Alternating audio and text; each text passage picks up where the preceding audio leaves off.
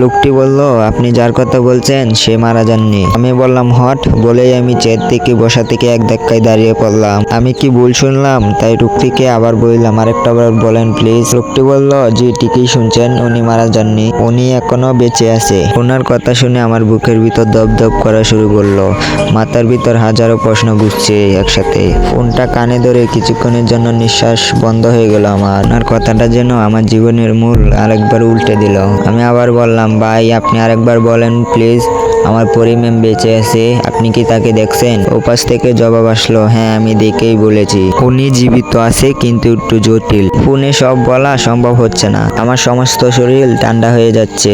ফোনটা শক্ত করে ধরে রেখেছি যেন এটা কোনো স্বপ্ন না হয়। বুকের বাঁ পাশে ব্যথা করছে, মনে হচ্ছে কোনো পুরনো আবেগ আবার জেগে উঠেছে। চোখের কোণা ভিজে উঠলো অজান্তেই। লোকটি কিছুক্ষণ পর বলল, আমি একটা ঠিকানা পাঠাচ্ছি, আপনি চাইলে এখানে আসতে পারেন। আমি বললাম, ওনাকে দেখার জন্যই মনে হয় আল্লাহ আমাকে বেঁচে বাঁচিয়ে রেখেছেন, আপনি প্লিজ ঠিকানাটা পাঠান। লোকটি বলল, ওকে দিচ্ছি। এই বলেই ফোনটা কেটে গেল। আমি তাকিয়ে রইলাম ফোনের দিকে। গলা নিচে যখন কাটা কেটে আছে, শরীরটা ঝিমঝিম করছে, ভাবনার বারে পা কাজ করছিল না। তাই আমি দপ করে চেয়ারের উপরে বসে পড়লাম।